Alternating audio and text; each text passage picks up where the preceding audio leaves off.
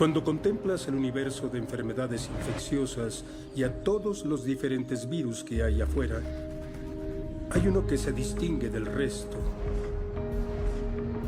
Y es la influenza. La influenza tiene un potencial extraordinario para devastar algunos segmentos de la población y puede ser explosivo. Desafortunadamente hay muchas ideas erróneas sobre la influenza. La gente siempre dice tengo gripe. O dicen, tengo influenza, pero solo es una gripa. La influenza es el virus más letal que existe. Cada año, la influenza mata a cientos de miles de personas solo en los Estados Unidos. Infecta a millones y millones de personas.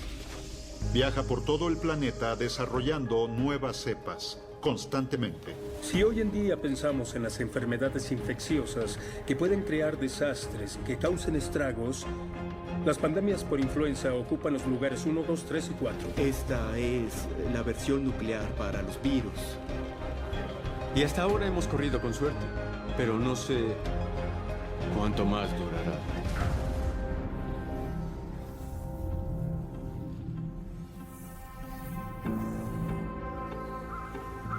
Los virus han existido desde hace millones, tal vez miles de millones de años. Los virus le han dado forma a la historia y a cómo ha evolucionado el hombre. Son omnipresentes y vienen en todas las formas y tamaños. Si tomas una cucharadita de agua de mar, podrías encontrar millones de virus en ella, solo en una.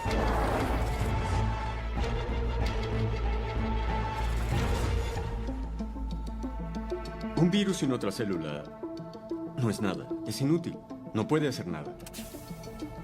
Un virus es un pequeño paquete de proteínas con un poco de información genética en el centro. Y les gusta meterse a las células y engañarlas. Son caballos de Troya que se apoderan de la maquinaria celular para hacer más copias de sí mismos. Y ahí es donde te puedes enfermar. Los virus tienen la capacidad de evolucionar, mutar.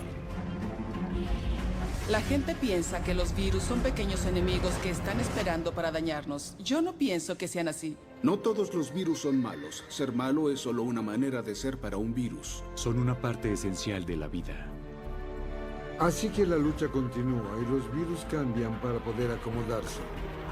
Y nuestro trabajo es tratar de evolucionar más rápido que el virus.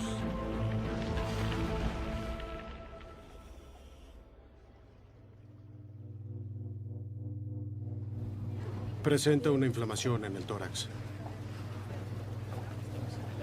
Justin es un joven de 28 años. Tiene influenza y se observa necrosis en la placa del tórax. Pero los pulmones se ven mejor. ¿Sí? Qué bien. Excelente, gracias. Gracias. La cosa que más me preocupa de la influenza es que es completamente impredecible. Actualmente no tenemos ninguna manera precisa de predecir cuándo va a ocurrir la siguiente pandemia. ¿Dónde ocurrirá? Ni el impacto que tendrá en los humanos. Es como el asesino que vive al lado. Y no sabemos cuándo se convertirá en algo mortal. No sabemos cuándo vendrá a atacarnos. No. No, ok, aquí vamos. ¿Listos? 1, 2, 3. Ok, bien. La influenza es una enfermedad respiratoria aguda y se produce cuando es infectado el tracto respiratorio por el virus de la influenza. Cuando tienes un verdadero cuadro de influencia lo sabes. Tienes fiebre, molestias y dolores, tienes tos, dolor de garganta, dolor en todos los músculos. ¿Tienes dolor de pecho, dolor en articulaciones? No puedes ni levantarte de la cama. Estás noqueado y enfermo por 10 días. Te sientes realmente miserable. La influenza es uno de esos perfectamente infecciosos virus. Se transmite en microgotas que se convierten en aerosol cuando tosemos o estornudamos. Se pega a nuestras manos cuando tocamos las cosas y puede sobrevivir en el medio ambiente un poco más que los otros virus. Te subes al metro y alguien te estornuda encima o se suena la nariz y te dan la mano. Así que su fácil propagación nos preocupa mucho. Muchas personas que se infectan terminan con serias complicaciones como una neumonía viral. Y lo que pasa cuando empeoras es que sufres una disfunción multiorgánica. Miles de personas mueren cada año en los Estados Unidos por complicaciones de la influenza y hay cientos de miles de personas en Estados Unidos que terminan hospitalizados por complicaciones graves. Tenemos un estimado a nivel mundial de entre 150.000 a 400.000 muertes cada año. Y por esto es que la influenza es la gran estrella de las enfermedades malvadas. Es muy infecciosa, te enferma, todos se contagian, es fácil de transmitir, tiene todas las grandes cualidades para que sea una enfermedad mortal. La influenza es como un paquete microscópico. Es muy parecido a una pelota. El virus tiene dos proteínas en su superficie que sobresalen como picos, parecen de alguna forma como paletas y son la parte clave del virus. Una proteína se llama hemaglutinina, permite que el virus entre a las células que quiere infectar. Y la otra proteína se llama neuraminidasa y tiene el efecto opuesto. Permite que los nuevos virus escapen cuando son liberados de las células. Existen diferentes subtipos de influenza y son nombradas por estas dos proteínas superficiales, hemaglutinina y neuraminidasa. Acortamos sus nombres, A, H y N. Cada una de estas dos proteínas tiene su variante, 1, 2, 3, 4 y demás. Y así puede tener un virus de influenza H1, N1 o H2, N2. Así que la influenza no es solo un virus, sino un grupo de virus. Y los hay de todos colores y sabores. Existen miles y miles de diferentes cepas de influenza. Y lo que lo vuelve más complicado es que el virus se reproduce mucho. Si dos virus diferentes infectan al mismo tiempo a una célula, puedes crear una nueva variedad de virus mezclado. Y además puede mutar y recombinarse con otros virus de influenza. Así que las posibilidades son casi infinitas. Todos los virus de influenza que conocemos se originaron de virus de pájaros salvajes. Y no de cualquier pájaro, sino pájaros que se consideran fauna de agua, como los patos y gansos y pájaros de las costas. Y estos pájaros son los huéspedes de la influenza. Hay miles y miles de millones de estos pájaros en el mundo. Muchos de ellos migran y los virus de influenza circulan en ellos de manera constante y la mayoría de los virus no le hace gran daño a los pájaros.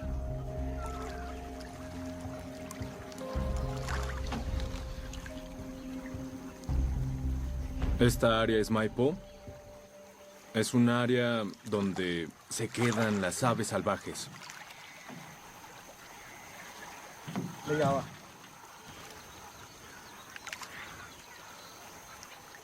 Hoy vinimos a recolectar muestras de excrementos de los pájaros salvajes.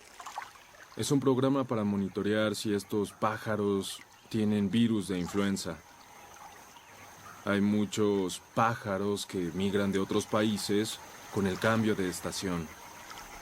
Llegan a Hong Kong y pueden tener el virus. Estas aves son migratorias por naturaleza. Vienen a un lugar como Maipo en Hong Kong durante el invierno y vuelven al norte durante los meses de verano. Así que es una manera en la que los virus se pueden mover del sur al norte y del este al oeste.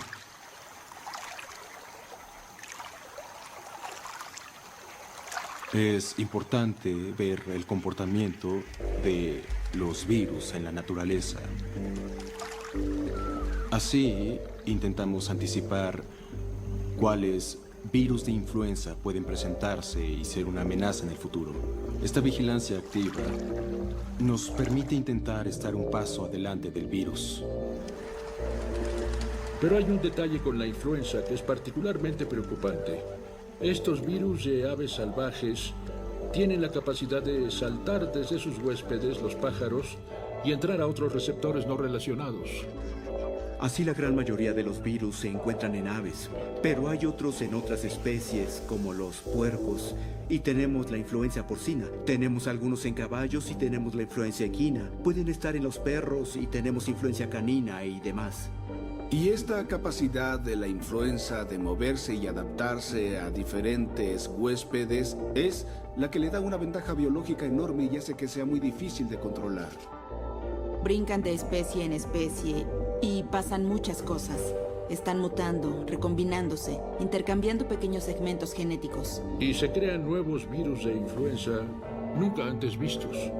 En este proceso de aves u otros animales a humanos y de humanos a otros humanos, es que la influenza se ha convertido en un virus tan peligroso para las personas. Y esto hace que la influenza sea el rey de las enfermedades infecciosas. Es muy eficiente para transmitirse y muy eficiente para matar.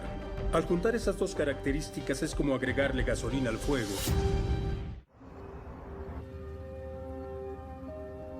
Cada año la influenza hace una especie de viaje mundial. Hay nuevas cepas, nuevas combinaciones del virus que surgen en diferentes países y después se propagan. Si observas cómo están construidos genéticamente los virus de influenza, puedes darte cuenta de que son una familia. Solo algunos los encontramos en humanos. Cuando hablamos de influenza estacional, nos referimos a un pequeño clan de la familia que infecta a las personas.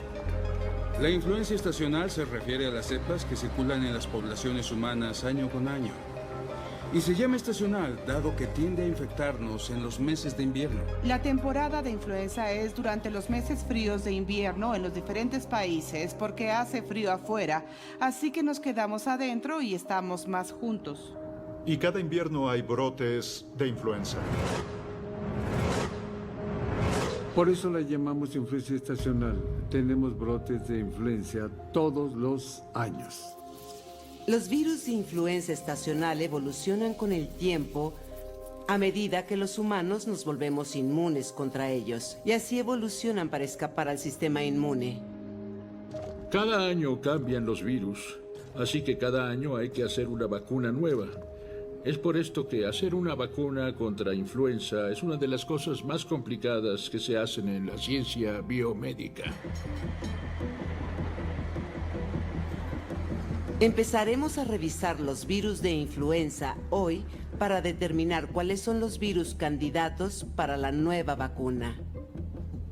2 veces al año, los centros colaboradores de la Organización Mundial de la Salud se reúnen en Ginebra para determinar la composición de la nueva vacuna para la siguiente estación.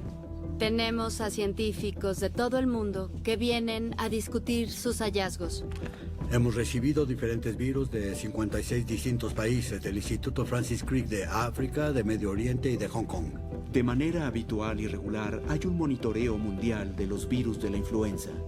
Parte de esta vigilancia puede hacerse en los hospitales. Así, cuando uno se siente enfermo, acude al doctor, le toman una muestra y eso se analiza. Existen alrededor de 140 laboratorios nacionales repartidos alrededor del mundo. La meta es asegurarnos de que los virus que ponemos en la vacuna sean representativos y lo más actualizados posible con los virus que circulan en los humanos. Si escogemos mal y las cepas no son iguales a las que hay, puede ser un año malo de influenza con muchas muertes. La decisión acerca de la vacuna debe tomarse 6 meses antes, ya que eso es lo que tardamos en hacer la vacuna. Hoy estamos en esta reunión para escuchar la conclusión de la composición de virus para la vacuna. Tenemos que ser capaces de ver en nuestra bola de cristal y decir, bien, en 6 meses, ¿cuáles de estos miles de virus será más probable que estén circulando? ¿Cuál es nuestro mejor cálculo? Y después hay que hacer la vacuna. Actualmente elaboramos la vacuna en huevos de pollo. Esta es una tecnología que se desarrolló a mitad del siglo pasado. Funciona bastante bien. Los que hacen la vacuna han seguido usándola. Se necesita prácticamente un huevo para elaborar cada vacuna. Así que diariamente nos entregan 1 millón de huevos en este lugar. Tardamos en promedio 6 meses para convertir ese huevo que entra por la puerta a una dosis de vacuna que se le entrega a nuestros clientes. Y durante el proceso pasa aproximadamente el 70% del tiempo por pruebas de control de calidad. Este tiempo que tomamos entre decidir lo que va a ir en la vacuna y la producción de la vacuna le da mucho tiempo al virus para tomar ventaja. El desarrollo de la vacuna empieza introduciendo al huevo una de las 4 cepas de virus seleccionadas por la OMS. Los virus tratan al huevo como una célula gigante y la utilizan para hacer muchas y muchas copias de sí mismos. Y después los productores sacan todas las copias del virus, las purifican y las prueban. Es un proceso bastante largo. Si vemos las estadísticas de los últimos 10 a 15 años, hay algunos años en donde fue vergonzoso. La efectividad fue del 10%. A lo mucho, tiene efectividad del 60%. Algunos pueden pensar que eso no es mucho, pero puede disminuir a la mitad la cantidad de personas infectadas por influenza. Es difícil convencer a la población de vacunarse contra la influenza. Un gran número de estadounidenses no tiene intención de vacunarse. Los padres están confundidos y preocupados acerca de la vacuna. No todos están convencidos de que sea necesaria. Han surgido muchos mitos alrededor de la vacuna de influenza, que si la misma vacuna causa influenza, que si no necesitas ponértela porque realmente no te da influenza. Pero estudios científicos han refutado todos estos mitos. La gente dice, me vacuné y 3 días después me dio influenza. La vacuna fue la causa. Olvídenlo. La vacuna de influenza tiene un virus muerto. No te puede dar influenza y solo puede estimular a tu sistema inmune para producir inmunidad. Así que por ahora ponerse una vacuna de influenza estacional es lo mejor que podemos hacer. No es lo ideal, no es una vacuna óptima, pero es lo único que tenemos a la mano para prevenir el contagio de la influenza. Nos encantaría tener una vacuna que nos diera una protección más amplia y de una duración mucho más larga. Pero existen algunos tipos de influenza para los cuales no existen vacunas, porque nunca los hemos visto. Cuando eso pasa, tenemos una pandemia. El virus puede atravesar el planeta y matar a mucha gente.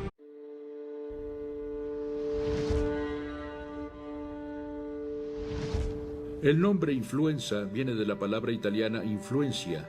Se remonta a los 1500 cuando la gente no tenía idea de qué causaba estas epidemias de tos, dolor de cabeza, dolor muscular y muerte.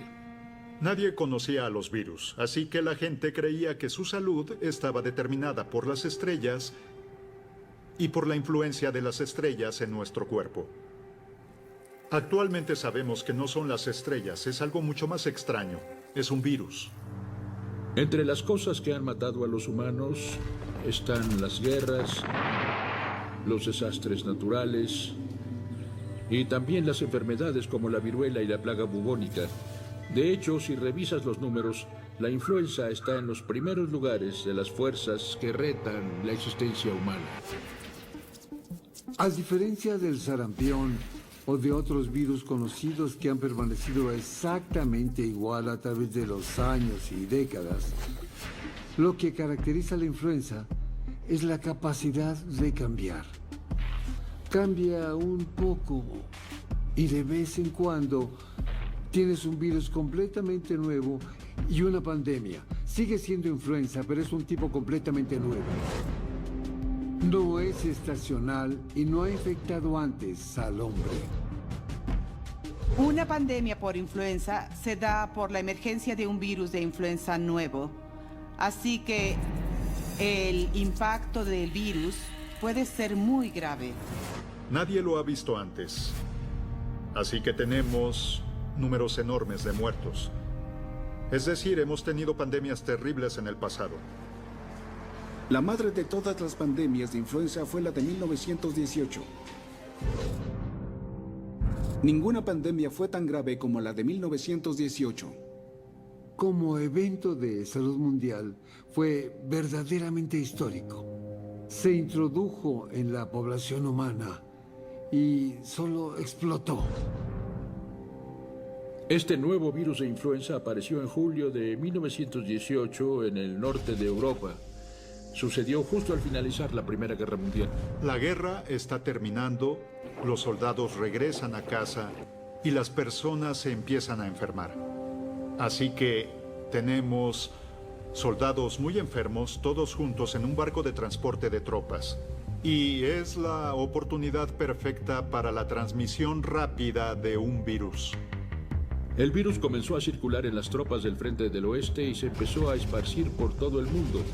Donde quiera que vivieras, desde un edificio en una ciudad grande hasta un pequeño pueblo agrícola, el virus llegaba como un fuego salvaje. Y luego hasta los pueblos más remotos de Alaska, y hubo muchísimas muertes. Cerraron las escuelas, los hospitales estaban sobresaturados, morían tantas personas tan rápido que empezaron a depositarlos en fosas comunes. Tenían algo que no podían controlar para nada. No podían aislar el agente causal, no tenían vacuna, antisuero, medicamentos, no tenían nada. Estamos hablando de que hubo países que perdieron una buena parte de su población. Solo en el subcontinente indio hubo cerca de 17 millones de muertes. En los Estados Unidos murieron cerca de 700,000 personas. En el pico máximo en una semana en Filadelfia murieron 4.500 personas al mismo tiempo. Impresionante, impactante. En realidad fue bastante impresionante y muy difícil para que la gente entendiera qué era lo que pasaba. La influenza se transmite fácilmente y la gente también estaba asustada porque ese virus tuvo una curva de mortalidad bastante inusual. Murieron niños y viejos, lo cual es normal, pero también murió gente entre 20 y 30 años. Y esa fue una característica particular en 1918. Ese fue uno de los misterios que definió este brote. Y no fue que el virus fuera letal como algunos virus de viruela, donde algunas cepas tienen una mortalidad hasta del 50%. La mortalidad para la influenza está entre el 1 y 2%. 1 o 2% no parece tanto, pero cuando todo el mundo se contagió del virus, eso resultó en muchos millones de personas muertas. En ese año se estima que 50 millones de personas murieron, convirtiéndolo en el evento con mayor mortalidad en toda la historia de la humanidad. En 1918 la influenza mató a cientos de millones de personas, pero después se debilitó. Como tanta gente se había expuesto al virus, esto ayudó a que se detuviera la propagación. El virus ya no tenía a dónde ir. No sabemos de dónde vino el virus de 1918. No sabíamos detectar virus en ese entonces. No sabíamos lo que era un virus en 1918. Pero creo yo que comprobó, sin lugar a duda, que incluso en la era moderna somos vulnerables a la devastación por enfermedades infecciosas.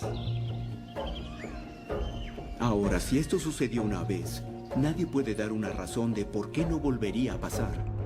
Y podría llegar a ponerse peor a medida que crece y crece la población mundial y a medida que la población está más conectada por aviones y otros medios de transporte.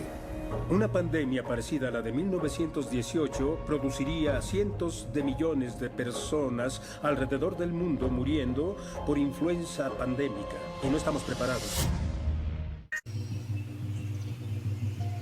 Una de las cosas que hay que recordar con la influenza es el hecho de que si algo no ha pasado, no quiere decir que no pueda pasar, sino que no ha pasado aún. En esta parte del mundo, particularmente al sur de China, la gente prefiere comprar el pollo vivo. Así pueden escoger el pollo que más les gusta, matarlo en el momento y usarlo para cocinar. Cuando piensas en enfermedades infecciosas, si te imaginas el mercado de aves en donde las aves tienen el potencial de venir de una área geográfica muy amplia, y las juntas a todas, entonces logras que la infección se esparza fácilmente. Durante mucho tiempo, nosotros pensamos que los virus de influenza de las gallinas no pasaban a los humanos, pero en 1997 eso cambió. En 1997, en Hong Kong, Fue la primera vez que supimos que un virus de la influenza podía ir directamente de las aves a la gente y matarla. En mayo de ese año, un niño de 3 años que vivía en Hong Kong se enfermó. Pero cuando fue al hospital, empeoró cada vez más y después de 5 días, murió. Y no tenía diagnóstico. En este niño se aisló un virus de influenza y al caracterizarlo, se dieron cuenta de que no era un virus de influenza humana. Era algo muy inusual. Era un virus H5N1 tipo aviar. Eran noticias muy impactantes porque se pensaba que este tipo de infecciones por virus aviares como el H5N1 no ocurrían. Pero algo más había ocurrido y no se le prestó mucha atención. Hubo algunos brotes en 2 o 3 granjas avícolas en Hong Kong, causados por un virus H5N1. Era esencialmente el mismo virus que había infectado a este niño que murió. Oficiales de salud llegaron al mercado de mayoristas en las primeras horas de la mañana. Ahí encontraron a docenas de aves muertas.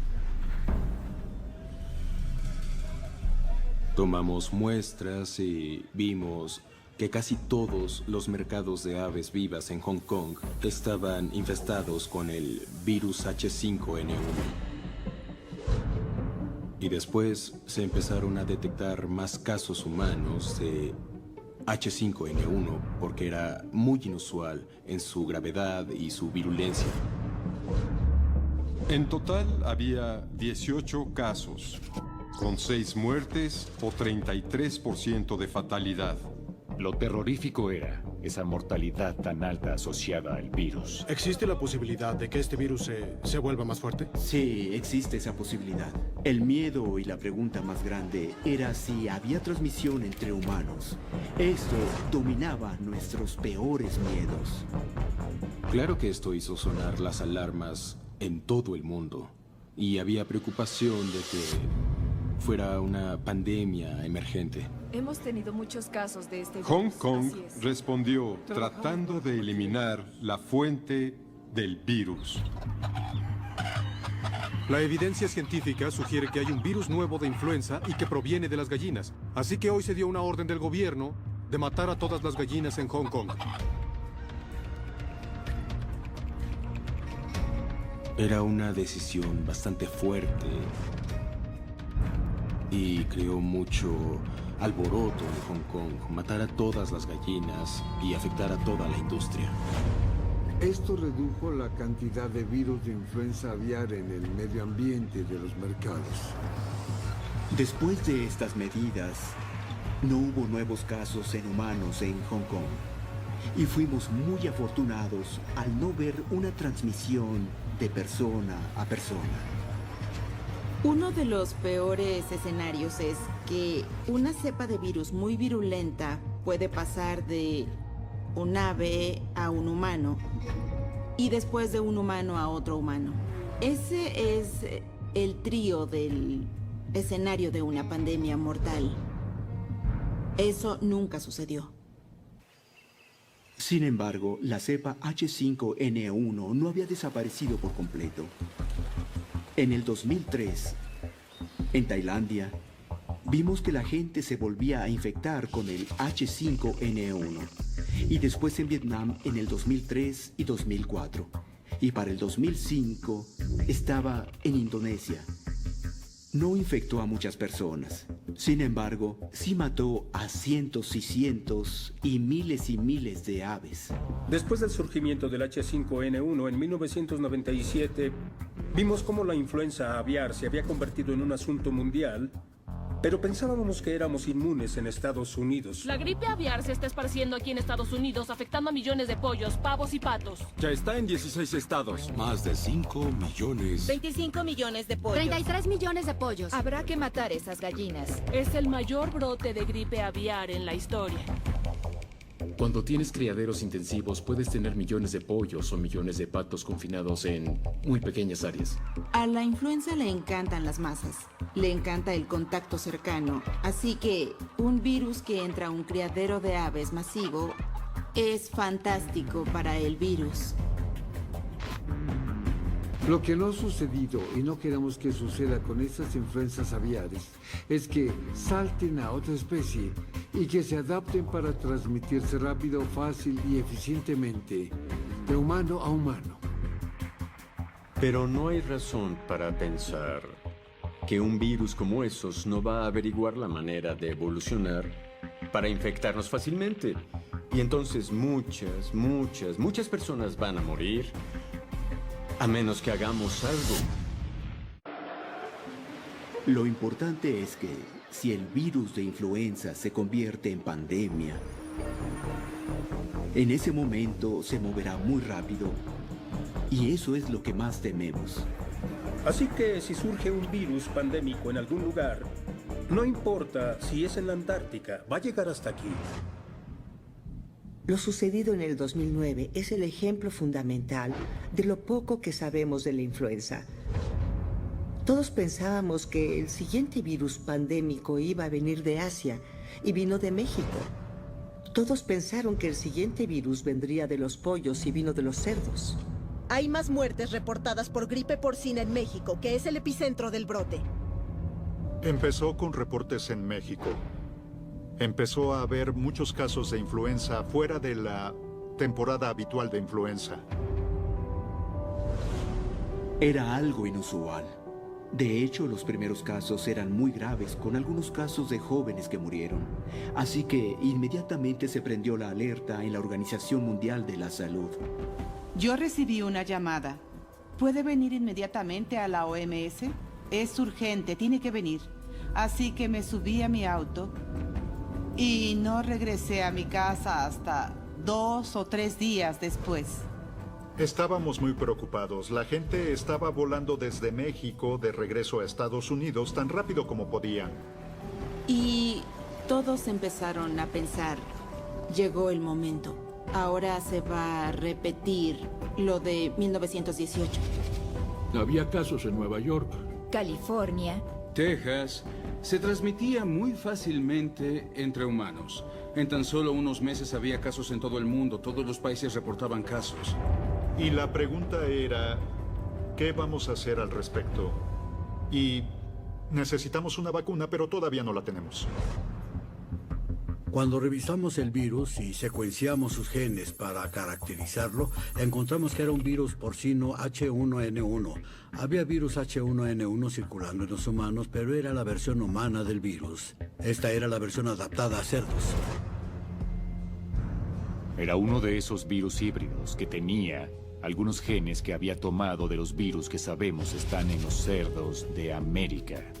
Pero también tenía algunos elementos genéticos de virus porcinos que sabíamos existen en Asia y Europa. Esto no era solo un híbrido, más bien parecía un virus tipo Frankenstein. Era lo que llamamos un virus con triple redistribución, y lo que quiere decir es que el virus tenía muchos ancestros. Tienes diferentes virus que provienen de las aves y que se... puerco. Los puercos tienen los receptores en el pulmón para los virus humanos y los virus de aves. Así que actúan como un vehículo mezclador para un virus de influenza aviar que entra a una célula de puerco y a uno de humano que también logra entrar. Así es como tenemos la posibilidad de tener un virus que infecta a humanos y puercos. Tuvimos mucho miedo porque era un virus H1N1. Era un tipo de virus que ya estaba circulando. Pero ahora teníamos una nueva variante que parecía mucho más mortal. Cada vez que surge una nueva pandemia, tenemos que elaborar una nueva vacuna. Y eso toma cierto tiempo, alrededor de 6 meses o a veces más. El gobierno está intentando producir 200 millones de dosis de vacuna para aplicarla a todo el público, y para muchos no es lo suficientemente rápido. En 2009, los Estados Unidos y el resto del mundo respondieron con un esfuerzo masivo de vacunación y lo intentaron con todo lo que tenían. Tardó meses en hacerse y fue una situación muy frustrante porque no había manera de acelerar todo este proceso. Dicen las autoridades que habrá 45 millones de dosis de vacuna contra la influenza H1N1. Eso es solo un tercio de las que el gobierno esperaba. Para el momento en que empezaron a llegar las vacunas a Estados Unidos, alrededor de octubre, noviembre, eran muy pocas y ya era muy tarde. Hubo mucha gente en todo el mundo y en Estados Unidos que estuvieron muy graves. El estimado de muertes por este virus a nivel mundial fue entre 200 y 400 mil. A los que más afectó fue a los jóvenes. Esa fue la mala noticia, ya que cualquier muerte es lamentable. La buena noticia fue que el virus no era tan virulento como el de la pandemia de 1918. Ni siquiera estaban en la misma categoría. Y a medida que el virus fue circulando por el mundo, se fue debilitando más y más. Esperábamos que la mortalidad fuera mucho más alta y gracias a Dios no lo fue, ya que era muy fácil transmitirse. Tuvimos mucha suerte, porque resultó que este virus se transmitía muy rápido, pero no era tan letal. Esquivamos una bala en el 2009. Resultó que una cepa de ese subtipo ya estaba circulando, así que mucha gente ya tenía inmunidad parcial al virus. Si hubiera sido un subtipo nuevo, como H7N9 o H9N2, algo que no hubiéramos visto y se empezara a transmitir, la mortalidad hubiera sido mucho más alta. Una de las lecciones de la pandemia de H1N1 del 2009 es que una pandemia de influenza puede emerger en cualquier lugar del mundo en cualquier momento. La influenza puede surgir en cualquier lugar en donde los humanos tengan contacto diario y directo con poblaciones animales. Y todas las naciones del mundo tienen granjas de animales, granjas de aves y de cerdos. Realmente tenemos suerte cada día. Creo que la posibilidad que tiene la influenza para convertirse en algo más letal siempre está ahí. Otra lección aprendida es que la manera tradicional de fabricar la vacuna en respuesta a una pandemia tal vez no va a funcionar en el marco de tiempo en el cual la necesitamos. Para estar preparados para una verdadera pandemia de influenza, necesitamos monitorizarla constantemente a nivel mundial, todo el tiempo. Y tenemos que ser capaces de producir cantidades enormes de vacuna para ese virus en particular de inmediato. Ya tenemos la tecnología. Ya nada es ficción.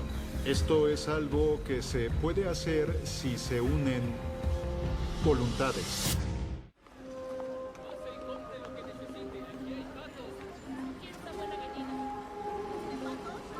No sabemos cuándo ocurrirá la siguiente pandemia de influenza, pero existe un número de virus circulando entre aves y puercos que nos preocupan.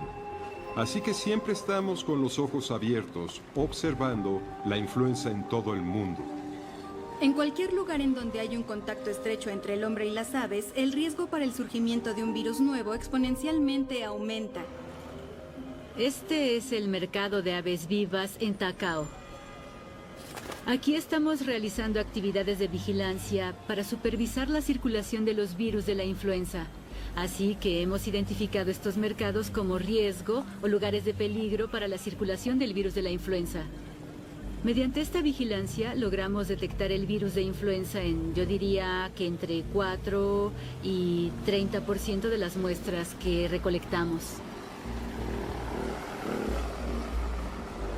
En estos mercados en general hay muchos animales salvajes y mucha concentración y mezcla de aves domésticas con patos y otras aves. Y así es como tenemos estas oportunidades de mezcla para el virus. La gente de Camboya quiere carne fresca. Ellos quieren ver a la gallina, pero con esta práctica también hay peligros. Si hay aves de corral enfermas, es muy fácil que la influenza se transmita de una ave a otra con estas costumbres. Aquí las aves no se mantienen en jaulas, se mantienen en grupos en la tierra. El piso es de barro, así que no se puede limpiar el área en donde se mantienen y las matan a un lado.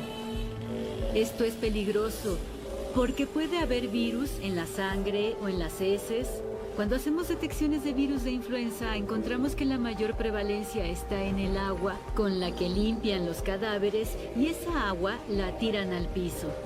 En este contexto, realmente no hay manera de prevenir ningún tipo de transmisión de enfermedad o patógenos. Si llevas a los animales al mercado y para el final del día tal vez no logras venderlos, los vuelves a llevar a casa, pero si en el mercado interactuaron con aves enfermas y después estando enfermos interactúan con las que tienen en casa, esto es bastante peligroso. La mayoría de los criadores aquí crían a sus animales en casa, lo cual quiere decir que la mayoría de los animales crecen en granjas donde tienen algunas gallinas y patos, puercos, algunas vacas y búfalos de agua.